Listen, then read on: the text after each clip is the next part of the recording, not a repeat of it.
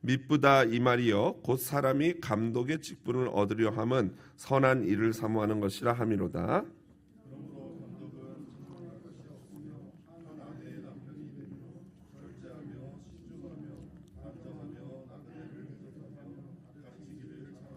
술을 즐기지 아니하며 구타하지 아니하며 오직 관용하며 다투지 아니하며 돈을 사랑하지 아니하며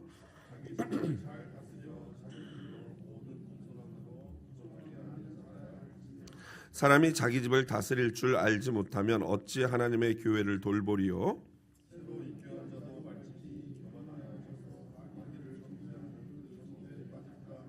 또한 외인에게서도 선한 증거를 얻은 자라야 할지니 비방과 마귀의 올무에 빠질까 염려하라.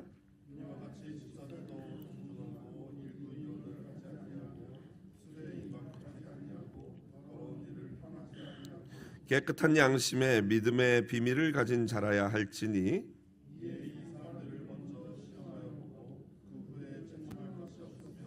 집사의 직분을 맡게. 여자들도 이와 같이 정숙하고 모함하지 아니하며 절제하며 모든 일에 충성된 자라야 할지니라.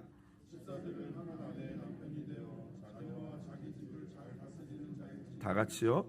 집사의 직분을 잘한 자들은 아름다운 지위와 그리스도 예수 안에 있는 믿음에 큰 담력을 얻느니라. 아멘.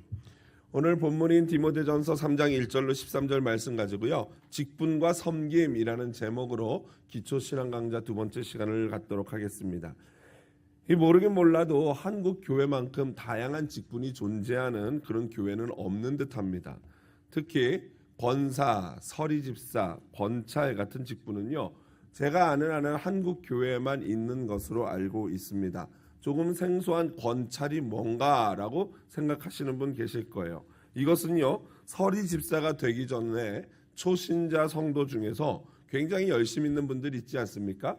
그런 분들은 이렇게 구역장님을 도와서 이렇게 같이 사역할 수 있도록 하는 그러한 직분이 집사 되기 전의 직분이 바로 권찰입니다. 이런 직분들은 이런 직분들이 왜 이렇게 생겼을까 생각해 보면요, 아마도 상대적으로 소외되는 여성들에 대한 배려와 또 워낙 나서기를 좀 민망해하는 우리 한국인의 특성이 있지 않습니까? 그것들을 배려해서 편하게 일할 수 있도록 직분을 주려는 배려의 어떤 이런 행위들이 이 수많은 직분들이 아닐까라고 생각을 합니다. 제 개인적으로는요, 여성도 장로, 안수집사로 임직하는 것이 좀 더 성경적이지 않을까. 성경에 나와 있지 않는 저런 특별한 직분들을 만들어내는 것보다는 성경을 근거로 그 안수를 주는 것이 오히려 낫지 않을까 생각합니다. 물론 저희 교회가 속한 교단 그리고 한국의 소위 합동 장로 측이라고 하는 이 장로교에서는 여전히 여성 장로를 인정하지 않습니다. 우리 교단도 마찬가지고요. 하지만 언젠가는 변하지 않을까라고 생각을 합니다. 이것은 성경을 해석하는 신학적인 문제죠. 여하튼 신학은요, 신학 역시도 시대가 흐르면서 그 시대에 따라서 발전하기 때문에 시간의 문제라고 저는 생각을 합니다. 그리고 권찰 대신에 그냥 부르기 어려우니까 민망하니까 그냥 권찰이라는 그런 직분을 만들어내긴 하는데, 그런 것보다는 만약 부르기 어려우면 그냥 형제님, 자매님이라고 부르는 것이 가장 아름다운, 가장 성경적인 호칭이라고 할 수 있습니다. 교회에서 상호 간의 호칭에 대해서는 나중에 다시 한번 자세히 설명드리도록 하고요. 성경이 지지하는 직분이 있습니다. 그러니까 성경이 유일하게 말하고 있는 직분이 있습니다. 그건 뭐냐면요, 목사, 장로, 집사입니다. 여러분, 이것을 뭐라고 부르냐면요, 항존직이라고 부릅니다. 항존직. 많은 성도님들은 항존직이라는 이 단어 자체가 처음 들어보는 분도 계실 것입니다. 그리고 만일 들었다 하더라도요, 항존직을 목사, 장로, 권사, 안수집사, 전도사와 같이 한번 받으면 영원히 그 직분이 유효하다 하여 항존직이라고 부른다고 잘못 알고 계시는 분들이 대다수입니다. 그렇지 않습니다. 항존직이라는 것은 이 땅에 예수 그리스도의 교회가 존재하는 한 그 교회 안에 반드시 필요하고 반드시 있어야 될 직분이라고 해서 항존직이라고 하는 거예요. 그래서 교회가 규모가 작으면 처음에 장로님도 안 계시고 권사님도 집사님도 안 계시고 이러잖아요. 그런 교회를 독립하지 못한 교회라고 얘기합니다. 그러나 그 직분자들이 세워진 교회를 이제 자립한 교회라고 우리가 말하게 되는 것이죠. 그리고 이런 항존직으로 안수를 받았다고 하더라도요, 각 교단의 헌법에 따라서 일정 기간 사역을 하지 않거나 섬기는 교회가 없다면요, 그 목사라 할지라도 그 직분 자체가 취소되거나 정지됩니다. 특히 우리나라 교회에만 있는 전도사라는 이 독특한 직분, 교육전도사 이런 것 때문에 전도사들이 생겨났는데, 이 전도사라는 이 독특한 직분도요, 특수한 사역을 위해서 교회에서, 당회에서 인준하여서 그를 임명하는 겁니다. 그래서 교회에서 1년마다 한 번씩 주는 서리 집사와 같이 임시직입니다. 그래서 1년에 한 번씩 늘 갱신해야 되는 것이죠. 그러므로 전도사 같은 경우에는 사역을 내려놓으면 그 순간 바로 다시 평신도로 돌아가는 것입니다. 장로와 안수집사 그리고 권사는요, 이 각 교회 모든 성도님들이, 등록한 성도님들이 투표를 통해서 그를 직분자로 임명을 하게 됩니다. 그리고 그 후보자들은 당회에서 기도하며 노심초사 고민하며 같이 의논하여서 그 후보자들을 선정하게 되고요. 우리 교회 같은 경우에는 만장일치로 채택된 분들만 후보로 세우고 있습니다. 그러므로 만일 어떤 장로님이나 안수집사님이나 권사가 그 안수를 받은 교회에서 다른 교회로 옮기게 되면 그 순간부터 그 직분은 어떻게 됩니까? 무효가 되는 거예요. 아무 의미가 없어집니다. 효력을 상실하게 되죠. 그래서 다른 교회에서 임직했다가 본 교회로, 다른 교회로 옮겨온 분들은 그 앞에 무임이라는 단어가 붙습니다. 그래서 무임장로, 무임검사, 무임안수집사라고 부르는 겁니다. 그것은 무슨 말이냐면요, 예의상 호칭은 장로님, 집사님, 권사님이라고 부르지만 사실은 그분은 무임, 직분이 없다 하는 겁니다. 평신도로 돌아가는 것이죠.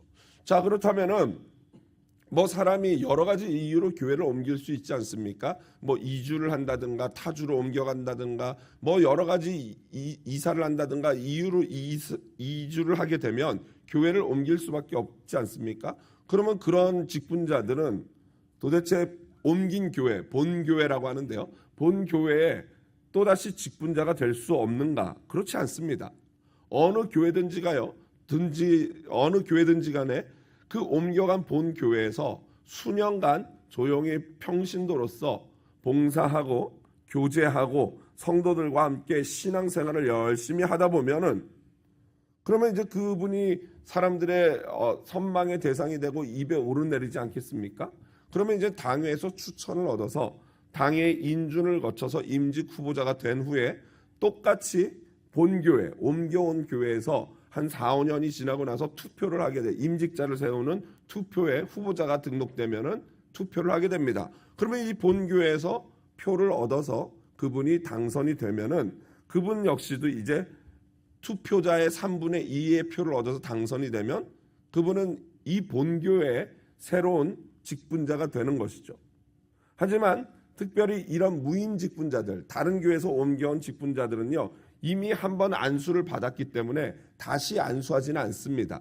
그저 그분들이 투표를 통과하게 되면은 그 모든 과정을 거친 후에 자리에서 일어나서 손을 들고 선서를 하고 맹세를 하고 우리 교회, 본 교회의 직분자, 장로님이나 안수집사님이나 권사가 되는 것입니다. 그 외에도 나머지는 이제 각 교회들의 조건들이 있습니다. 각 교회만의 독특한 어떤 내규들이 있는 거죠. 그걸 교회 내규라고 하는데 이것도 교회 내규가 상당히 중요합니다. 이 미국에선 더 중요한 것 같은데요. 이 한국은 별로 이게 많이 중요하지 않은데 미국은 어떤 법적인 절차를 따질 때 교회 내규에 있느냐, 내규가 있는지 없는지를 굉장히 중요시 여기더라고요. 우리 교회도 아주 그냥 간단한 내규가 몇 가지 있는데요. 우리 교회의 내규 중에 하나는 뭐냐면은 바로 중직자들은 제자 훈련을 반드시 마쳐야 한다라는 거예요. 제자 훈련하는 교회들의 대부분이 그렇습니다. 제자 훈련을 거치지 않으면 항존 직분을 받을 수가 없습니다.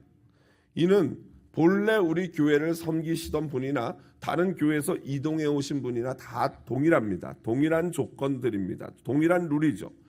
그 2년에서 한 3년에 각종 훈련들을 거치면서 그러면서 각 성도들과 가까워지고 우리 교회의 문화와 목회 철학을 배우게 되는 것입니다.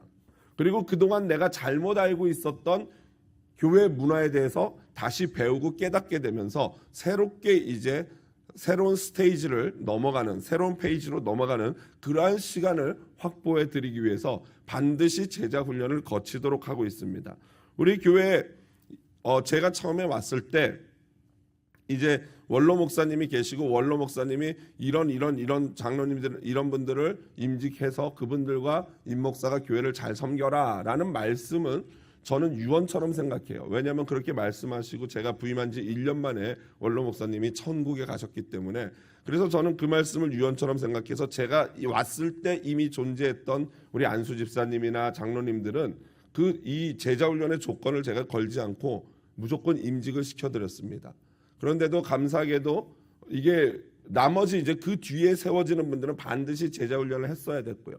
그런데도 불구하고 먼저 계셨던 저보다 먼저 우리 교회에 계셨던 분들이 겸손하게 이 제자훈련에 나도 참여하겠다 해서 지금의 모든 장로님들, 권사님들이 제자훈련을 받게 됐고요. 또 아직 못하신 분들이 간혹 있는데 예를 들면 앤디 집사님 같은 경우에는 제자훈련을 하고 싶어도 제가 영어가 안 돼서 저분은 영어밖에 모르고 저는 한글밖에 몰라서 그게 안 돼가지고 아직도 못하고 있는데 언젠가는 뭐 제자훈련에 임할 것입니다. 여하튼 이 제자훈련을 통해서 끈끈한 교회 교제권을 형성하고 철학을 배우는 그러한 시간을 갖게 되는 것입니다.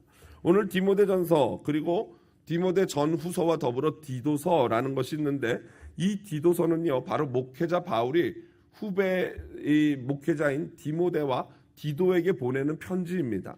그래서 이것을 목회서신이라고 부르죠. 그러면 이 목회서신은 저와 같은 목회자만 읽어야 되는 것인가? 여러분 어떻게 생각하십니까? 아마 그렇다면 우리 이 정경에 포함되지도 않았을 것입니다. 역할에는 목회자와 성도의 구분이 있지만 하나님 앞에 존재적인 측면에서는 저와 여러분 모두 왕 같은 제사장인 줄로 믿습니다. 모두가 다 똑같은 하나님의 종이요, 자녀요, 사역자라는 것입니다. 그러니까 여러분 앞으로는 절대로 이렇게 생각하시면 안 돼요. 목사가 하면 안 되는 것은 누구도 하면 안 됩니까? 성도들도 하면 안 되는 거예요. 목사가 반드시 해야 되는 거는 성도들 역시도 뭐예요? 반드시 해야 되는 겁니다. 그게 바로 저와 우리 하나님 앞에 우리 성도들의 존재입니다. 그런 의미에서 오늘 본문은 저에게뿐만 아니라 오늘 아까 일어섰던 임직 후보자들 그리고 더 나아가 이 자리에 있는 모든 성도님들에게 매우 중요한 말씀이다라고 할 수 있습니다. 바울은 1절에 이렇게 말합니다. 사람이 감독의 직분을 얻으려는 것을 선한 일을 사모하는 것이다 라고 말해요. 헬라어로 감독이 에피스코페스인데요. 여기서 이제 감리교라는 단어가 나온 것입니다. 그 의미는요, 주목하다, 돌보아준다라는 그러한 의미인데요. 그러니까 감독이 오버시어, 그러니까 위에서 이렇게 지켜보는 감독관만의 역할이 아니라 사실은 성도들을 돌보고 그들을 주목하면서 필요를 채워주는 그러한 역할을 하는 것이 바로 감독, 장로다라는 것입니다. 또한 선한 일을 사모한다라는 것은 예수님으로부터 기인하는데요. 마가복음 10장 45절 같이 한번 읽어보겠습니다. 인자가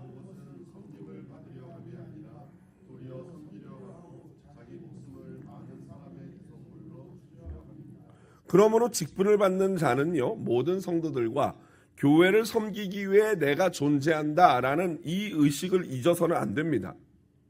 가끔 직분을 받기 전에는 너무 겸손해요. 그래서 성도들을 너무 잘 섬겨요. 그러다가 직분을 받고 나면 후에 어떻게 돼요? 발톱을 드러내고 돌변하는 분들이 계셔요. 이게 우리 실제 생활에도 있지만 옛날 초대교회도 있었어요. 요한 3서 이제 우리 얼마 있으면 이제 오늘 본문인가요? 요한 3서가 오늘 본문이었 주일 본문이었 큐티 본문이었던 것 같은데 요한 3서를 보면 바로 디오드레베라는 장로가 나오는데 D 장로라고 제가 말하는데 이 D 장로님이 그 교회 장로가 됐어요. 그건 뭐예요? 존경받았다는 거잖아요. 그런데 장로가 되고 나서는 순례 전도자들이 교회 오면은 내쫓았어요. 안 받았어요. 당시 초대교회는 뭐 이런 우리 오늘날처럼 이런 뭐 숙박 문화가 발달되지 않았기 때문에 필그림들 순례하면서 전도하는 전도자들이 오면 교회가 그를 따뜻하게 맞이하는 게 일반적인 교회 문화였어요. 그런데 이 디장로님은 그걸 하지 못하게 하고 그걸 하려는 사람도 못하게끔 그걸 막아버렸어요. 그리고 어느 정도냐면 심지어 사도 요한을 대적할 정도로 사도 요한을 욕하고 비방할 정도로 으뜸되기를 좋아한다라고 기록되어 있습니다. 그러한 분들은 차라리 직분을 받지 않는 게 공동체와 본인에게 훨씬 유익했을 것입니다. 이 오늘 본문에서 말하는 감독이라는 직분은 사실 오늘날 주로 목사와 많이 가깝습니다. 하지만 초기 기독교는요, 그러니까 이 글을 쓰는 바울이 쓰던 이 시대에는 목사와 장로, 사실 목사라는 직분은 초기 이 기독교에는 잘 두각되지 않았죠. 오히려 사도와 장로가 있었죠. 여기서 말하는 사도와 장로는 같은 반이었어요. 같은 반, 같은 그룹이었어요. 그러나 시간이 흐르면서 이 목사, 장로, 집사의 역할이 굉장히 뚜렷하게 구별되기 시작했던 것이죠. 하지만 초기에는 다 같은 이 역할들을 주로 오버랩되면서 감당했던 거예요. 오늘날로 치자면 목양을 주로 하는 전문 사역자, 저와 같은 목사가 있고, 그리고 그와 동역자가 되어서 교회를 담당하는 장로님들, 교회 운영을 담당하는 장로님들로 구분이 됩니다. 이 모든 감독, 모든 목사는 장로이지만 모든 장로가 다 감독, 목사는 아니다라고 보시면 될 것입니다. 사실 목사와 장로는 같은 장로, 감독반이지만 오늘날에는 가르치고 목양하는 전문인 사역과 교회를 운영하는 치리하는 그런 장로님들의 사역으로 어느 정도 구분이 되고 있다라고 볼 것입니다. 바울은요, 여하튼 그 예전 초대교회의 장로든 오늘날의 장로든 근본적인 장로들의 태도와 자격과 역할은 동일합니다. 그래서 바울은 오늘 장로들의 자격에 대해서 말하는데 첫 번째로 모든 장로는 도덕적인 성숙함이 있어야 한다라는 것입니다. 그러면서 쭉 거론하는데요. 책망할 것이 없다라는 건 쉽게 말하면 욕먹을 거 없는 사람이어야 되고요. 한 아내의 남편이어야 한다. 가정과 순결을 지켜야 하는 것이고요. 그 다음 술을 멀리해야 한다. 절제하는 것, 술을 멀리해야 하는 것입니다. 그리고 신중해야 한다. 근신하는 거죠. 그리고 단정해야 한다. 예전 성경 아담해야 한다라고 나오고요. 그 다음 나그네 대접, 초대교회 아까 말씀드린 순례자들을 대접하는 겁니다. 그리고 또 금주가 나옵니다. 술을 즐기지 아니하며, 그리고 구타, 싸우지 않고, 관용을 베풀고, 돈을 사랑하지 아니하며. 돈을 왜 사랑하면 안 됩니까? 디모데전서 6장 10절을 보면요, 돈을 사랑하는 것이 뭐의 뿌리라 그랬어요? 1만 가지 악의 뿌리라 그랬어요. 그리고 또한 쭉 내려가다 보면은 집사들과 같이 4절에 보면은 자기 집을 잘 다스려 자녀들로 모든 공손함으로 복종하게 하는 자라야 할지며, 이 5절은요 어떤 사본에는 있고 어떤 사본에는 없기 때문에 가로로 이렇게 표시가 되어 있는 것입니다. 놀랍게도요 바울은 장로의 자격을 얘기하면서 재산, 학식, 인맥 등을 내세우지 않고 있습니다. 오늘날 현대 교회가 깊이 생각해 보아야 될 문제죠. 여러분, 한국 교회에 잘못된 전설로 내려오는 그러한 이야기들이 꽤 있어요. 그 중에 하나가 뭐냐면요, 장로는 입을 닫고 지갑은 열어야 된대요. 맞습니까? 우습죠? 장로들이 입을 닫으면 어떡합니까? 입을 열어 뭐 해야 돼요? 기도하고 가르치고 찬양해야 되는데 입을 닫고 지갑만 열면은, 아니 무슨 장로님들이 ATM기입니까? 돈만 쓰게? 여러분, 물론 장로님들이 물질적인 여유가 있어서 자발적으로 성도들을 섬길 수 있다면 그것만큼 좋은 일이 어디 있겠습니까? 제가 알기로 우리 장로님들 그래요. 이번 특세 끝나고 어떤 장로님이 찬양팀 수고했다고 이 다가를 하라고 용돈을 주셨다고 합니다. 구체적인 금액은 제가 모르겠습니다. 그런데 여러분 얼마나 귀합니까? 그래서 여러분 찬양팀을 해야 되는 거예요. 커피라도 한 잔 마실 수 있잖아요. 농담입니다. 웃자고 하는 얘기예요. 참으로 귀하신 우리 장로님들의 모습이죠. 이번에는 어떤 분이 그랬지만 그 전에는 또 다른 분이 그랬고 다른 장로님들이 그렇게 한단 말이죠. 여러분 그렇습니다. 장로님들은요 일만 하게 뿌린 돈을 사랑하지 말아야 합니다. 하지만 장로가 돈으로 하는 직분입니까? 여러분 생각은 그렇습니까? 돈 있어야 장로합니까?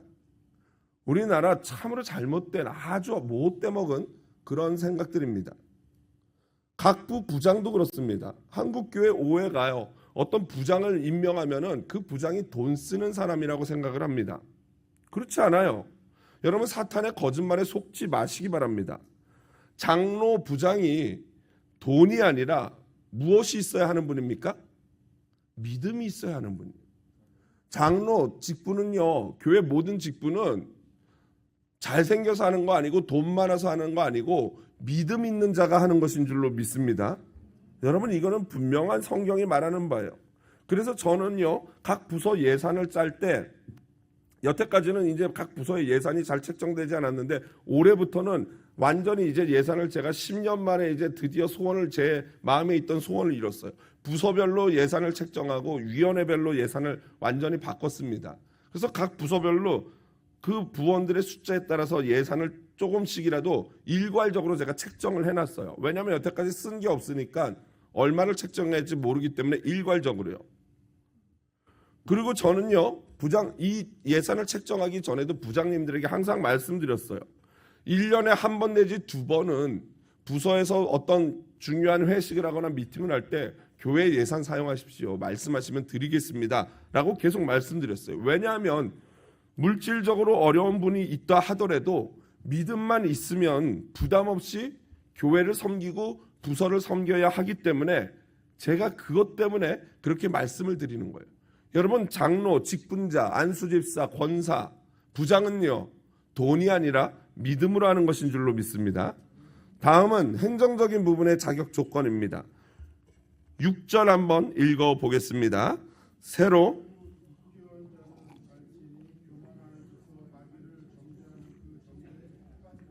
아멘. 새로 입교한 자는 세우지 말라고 바울이 부탁합니다. 왜 그렇습니까? 왜냐하면 믿은 지 얼마 안 된 자가 앞에 나서는 직분을 얻게 되면 교만해지기 쉽다는 거예요. 이것은 새로 입교한 자라는 것은 믿음이 약한 믿은 지 얼마 안 된 자 플러스 교회를 옮겨서 새로 교회에 입교한 새로의 교회에 등록한 그런 분들까지도 의미합니다. 이유는 명확해요. 교만하여져서 마귀와 똑같은 운명이 되지 않도록 그 당사자를 위한 배려입니다. 그 다음 7절 보시면요.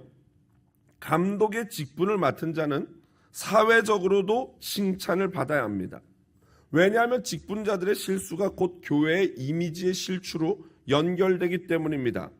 그렇게 되면 교회와 성도 전체가 사탄의 올무에 빠지게 되죠. 여러분 그래서 이 직분자들은요 세상 사회에서도 지위가 높은 그런 사람을 원하는 게 아니라 지위가 높고 낮고 뭐 어떤 직분을 어떤 직업을 갖든 무엇을 하든지 간에 그 자리에서 사람들에게 칭찬받는 사람이어야 한다라는 그런 의미예요. 비즈니스를 하면 오시는 손님들에게 칭찬받는 주인이 돼야 되는 거예요. 아주 다정하고 굉장히 사람들을 나이스하게 대하는 그런 주인이 돼야 되는 거죠. 만약 내가 종업원이면 오시는 손님들한테 깍듯이 서비스하는 그런 직원이 돼야 되는 것이죠. 또한 교회에서 성도 간에 잘못된 관계라든가 잘못된 재정적인 그러한 문제들을 만들어내서는 안 됩니다. 이것은 사탄의 올무에 빠지기 매우 쉬운 그러한 일들인 것이죠. 그리고 마지막으로 2절 하반절에 보면요. 감독은 가르치는 은사가 있어야 한다라고 나와요. 이 지금까지 모든 자격이 도덕적인 자격이었어요. 오직 유일하게 이 감독, 장로들에게 요구되는 것은요. 능력은요. 기능은요. 바로 가르치는 은사입니다. 당시 상황은요. 아주 날카로운 이단들이 있었어요. 그 영지주의, 금욕주의, 율법주의와 같은 그런 이단들이 판을 치기 시작했어요. 장로는 그러므로 성도들에게 복음의 진리를 잘 가르치는 사람이어야 하는 것입니다. 성도가 뭘 물어보면 감독이 글쎄 기도합시다 이러면 안 되는 거죠. 장로님은 이 직분자들은 성도가 장로님 이 성경에서 말하는 이게 뭡니까? 라고 하면 장로님은 그거는요 성도님 이런 내용입니다 라고 설명해 줄 수 있는 그런 지식과 가르치는 은사가 있어야 한다는 거예요. 그래서 칼바르트는요 한 손에는 성경을 한 손에는 신문을 이라는 유명한 말을 했어요. 무슨 말입니까? 하나님의 말씀도 알아야 되고 세상을 해석할 수 있는 지혜도 있어야 합니다. 뭐니 해도 감독에게 있어서 중요한 것은 바로 하나님의 말씀을 가르치는 사역이었습니다. 그래서 후대에는요 이 말씀을 가르치는 은사가 모든 장로들에게 있는 건 아니지 않겠습니까? 그러다 보니까 말씀을 가르치는 장로인 목사들 쪽과 그리고 교회를 치리하고 교회를 행정하는 장로님들 두 반으로 장로반이 나뉘게 된 것입니다. 그래서 저처럼 전문인 사역자들이 주로 말씀을 가르치고 우리 장로님들은 저와 함께 교회를 잘 다스리는 그러한 역할들을 감당하는 것이죠. 한국 교회 독특한 문화 중에 하나가 바로 집사입니다.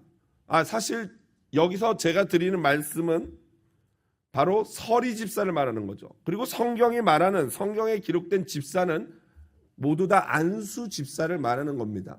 그러니까 안수 집사라는 직분은 성경적이지만 서리 집사라는 직분은 성경에는 나오지 않은 우리들이 이 한국 기독교가 만들어낸 제도다라는 것이죠. 그래서 한국교회에서 보통 집사님 하면은 바로 서리 집사를 얘기하는 거고 사실은 서리 집사라기보다는 집사에 준하는 사람이다라고 해서 집사 서리라고 하는 게 맞는 것입니다. 그런데 이것을 서리 집사라고 보통 부르게 되는 것이죠. 집사라는 헬라어는요 디아코노스라는 단어인데 일꾼, 섬기는 자, 공개하는 자라는 의미로요 이 단어를요 바울은 자신에게까지도 사용했어요. 고린도전서 3장 5절에 보니까 너희로 하여금 믿게 한 사역자들이니라 라고 자신을 소개하는데 말하는데 거기서 너희로 하여금 믿게 한 사역자라는 사역자가 디아코니스예요. 그러니까 집사, 본인을 집사다라고 말하기까지 합니다. 오늘 바울은 남자 집사의 자격에 대해서 말합니다. 여러분 집사가 어디서부터 시작됐습니까?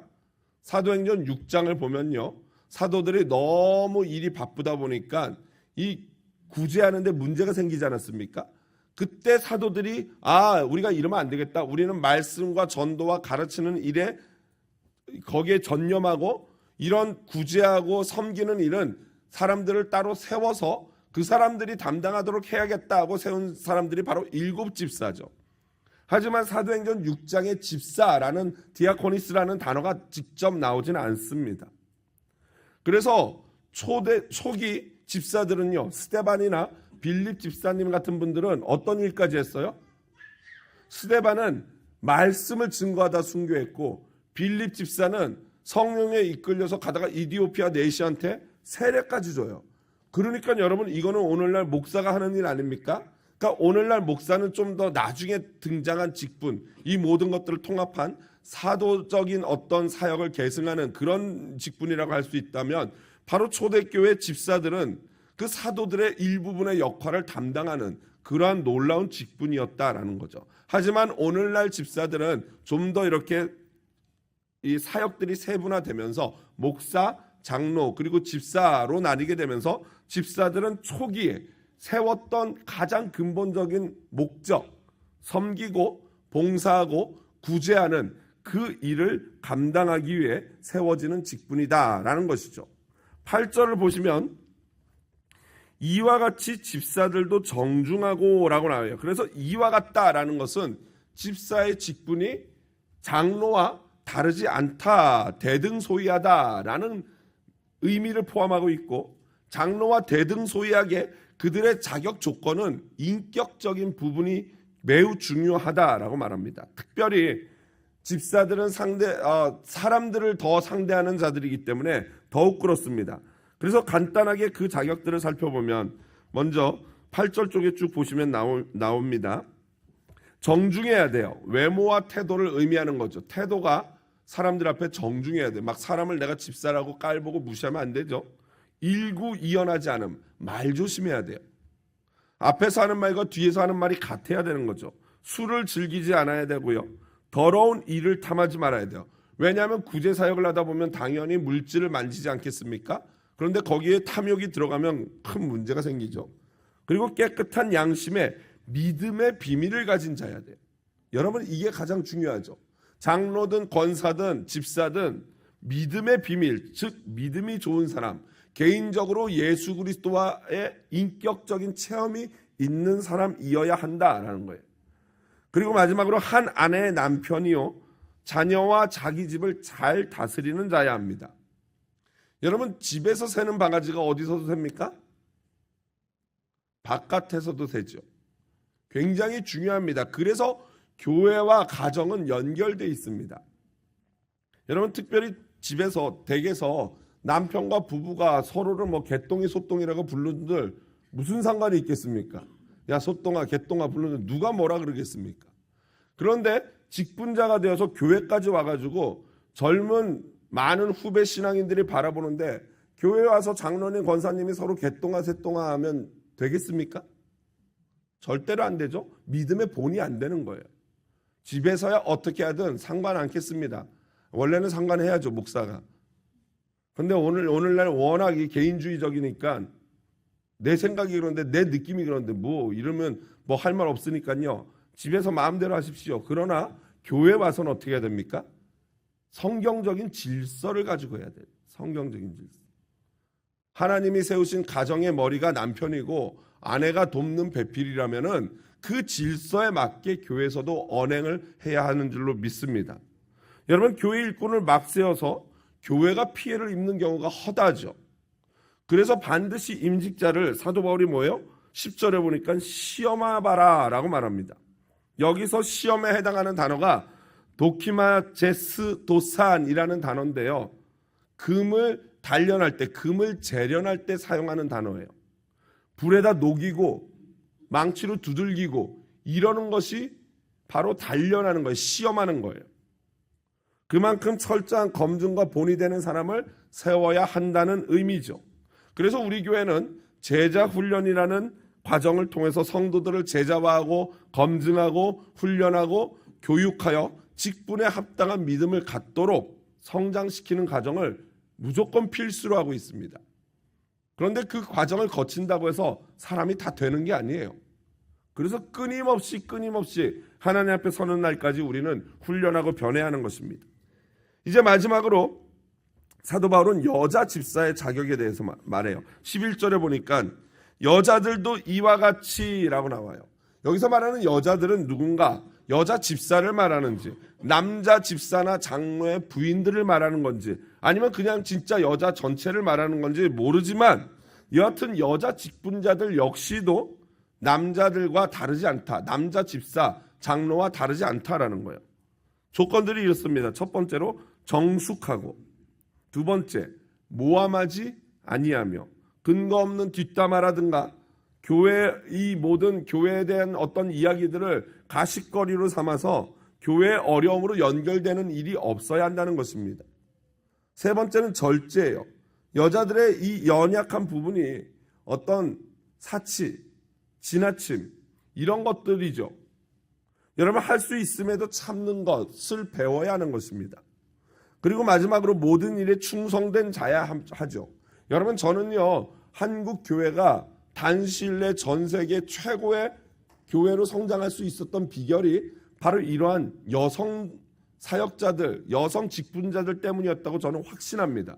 얼마나 여성들이 헌신하고 열심을 냈는지요. 한국 교회 여자 성도들의 열심은 뭐 이루 말할 것이 없어요. 저 어렸을 때는요 부활절 되면요 막 새벽에 깜짝 놀래요. 왜요? 이 여자들이요 부활절 전교회 같이 여의도에서 예배드리겠다고 다 하얀 소복을 입고 여의도로 모이는 거예요. 그런데 왜 예수님 부활절에 그렇게 하얀 소복을 입는지 모르겠지만 참 이상한 문화죠. 그렇지만 어쨌든 그 정도로 열성이 있었어요. 그래서 한국 교회가 이렇게 성장할 수 있었던 거죠. 하지만 여자 성도들의 약점이 또 뭡니까? 모여서 가십을 말하고 남 얘기를 흉보고 편을 가르고 내가 친한 사람끼리만 그 친한 사람만 잘해주고, 교회에서도 뭐 직분자, 권사, 집사 정도 됐으면 모르는 사람이 들어와도 아유 안녕하세요, 우리 교회 처음 오셨어요 라고 인사하는 게 마땅하지 않습니까? 어때요? 제가 과한 걸 요구하는 겁니까? 마땅하지요. 그런데 자기 아는 사람 어머 반가워 잘 지냈어 이러다가 모르는 사람 오면은 개 닭 보듯, 다시 소 닭 보듯, 소 닭 보듯 그냥 왔나 이러고, 그러니까 교회가 욕먹는 거 아니겠냐고요. 여러분, 여자들끼리 좀 서로 배려하고 친하게 지내십시오. 어렵고 힘든 성도 있으면 자매들이 마음 모아서 돕고 헌신과 봉사의 역할을 하는 것이 바로 여성도 직분자들이어야 할 줄로 믿습니다. 말씀을 마무리합니다. 하나님은요 이렇게 직분자들 세워서 이 막 일 시킬 거 다 시켜 먹고 폐기하시는 그런 분이 아니에요. 아름다운 지위와 믿음의 확신을 선물로 주시겠다고 13절에 약속하고 계셔요. 우리는요 직분과 섬김에 대해 몇 가지 잘못된 확신을 가지고 있습니다. 이것은 분명한 사탄의 공격이고 그동안 교회 지도자가 잘못하거나 또는 제대로 교육하지 못한 결과일 것입니다. 첫 번째로는 교회 직분을 매우 우습게 생각한다는 거죠. 물론 교회 직분이요 세상적인 시각으로 볼 때 아무것도 아니죠. 왜냐하면 섬기는 직분이니까. 오히려 세상에서는 섬기는 게 나보다 못한 사람, 연약한 사람, 그런 사람들이 하는 것이니까 이 직분들이 우습게 보일 것입니다. 하지만 명심해야 될 것은 이 직분은 누가 주시는 것입니까? 모르겠어요? 제가 주는 거예요? 다시 여쭤보겠습니다. 이 직분은 누가 주시는 겁니까? 하나님이 주시는 거예요. 만약 그걸 진짜 믿고 그거를 느낀다면은 교회 직분에 대한 귀함은 그 무엇과도 비교될 수 없는 줄로 믿습니다. 다음, 반대로 직분에 집착하는 거예요. 직분을 귀하게 여기는 태도는 너무 귀한 믿음인데, 문제는 믿음 때문에 이거 하나님이 주시는 거다라고 생각해서 귀하게 여기는 게 아니라 오히려 이 교회에서는 그래도 내가 장로 정도는 해야지라고 하는 이 명예직으로 생각하기 때문에 그래서 직분을 탐내다 보니까 역효과가 일어나는 거죠. 아마도 이런 태도로 장로가 되고 안수집사 되고 권사가 돼서 생활하다 보니까 교회 직분을 그저 명예직으로 알고 직분을 얻고 움직일 생각 안 하고 남이 고기를 굽든 남이 청소를 하든 전혀 신경 안 쓰고 오히려 다 구워놓으면 가장 먼저 와서 먼저 낼름 집어먹으면 기도도 안 했네 하고 이렇게 하면, 그러면 그거를 누가 존경하겠습니까? 그러다 보니까 오히려 반대급부로 사람들이 교회 직분을 우습게 또 여기게 되는 거예요. 뭐 장로라고 해봤자, 안수집사라고 해봤자, 권사라고 해봤자, 이렇게 우습게 여기게 되는 악순환이 벌어지는 거죠. 여러분, 모든 성도가 다 장로가 될 필요가 있어요? 없습니다. 될 수도 없고 될 필요도 없어요. 모든 여자 성도가 권사가 될 필요가 있습니까? 그럴 필요 없어요. 그리고 그럴 수도 없고요. 여러분, 하나님의 필요에 따라, 은사에 따라 하나님이 주시는 것이 바로 직분인 줄로 믿습니다. 세 번째로, 직분은 명예가 아니라 섬김을 위한 것이라는 사실을 알아야 합니다. 직분은 분명히 영광스럽고 명예스러운 거 맞습니다. 하지만 그렇다고 해서 교회 직분이 명예직은 절대로 아닙니다. 섬김직입니다. 예수님이 그러셨던 것처럼 섬겨야 하죠. 만약에 이 사실을 잊어버릴 때 직분자들은 성도들로부터 존경심까지 잃어버리게 될 것입니다. 마지막으로, 섬김은 모든 성도들의 권리이자 의무입니다. 섬김은 직분자들만의 책임이나 권리가 아닌 모든 성도들의 것이에요. 한국교회 잘못된 오해가 마치 목사가 이 교회 성도들을 이렇게 섬김 봉사시켜가지고 빨대 꽂고 막 쪽쪽 빨아먹으려는 것처럼 오해하는 사람들이 있어요. 저를 그렇게 또 오해하는 사람도 있더라고요. 저는요, 그래서 처음에 교회 이동해 오신 분들 1년 동안 아무것도 안 시킵니다. 계속 그렇게 해왔어요. 굉장히 힘들죠. 어렵죠. 섬기는 사람들이 부족한데. 만약에 교회를 이렇게 내 돈이나 빨아먹고 내 섬김이나 빨아먹고 내 힘이나 빨아먹으려는 교회라는 조금이라도 생각이 있는 분은 교회 섬기시면 안 돼요. 교회 직분을 가져서도 안 돼요. 하나님과 하나님의 집을 섬길 수 있는 것은 영광이자 의무요 책임이자 동시에 권리인 줄로 믿습니다. 그래서 릭 원에는 우리는 하나님을 섬기기 위해 태어났다라고 말했어요. 존 스토트 목사님 역시 이렇게 말합니다. 마지막으로 이거 읽고 말씀을 마치겠습니다. 같이 읽어보겠습니다. 앞장에서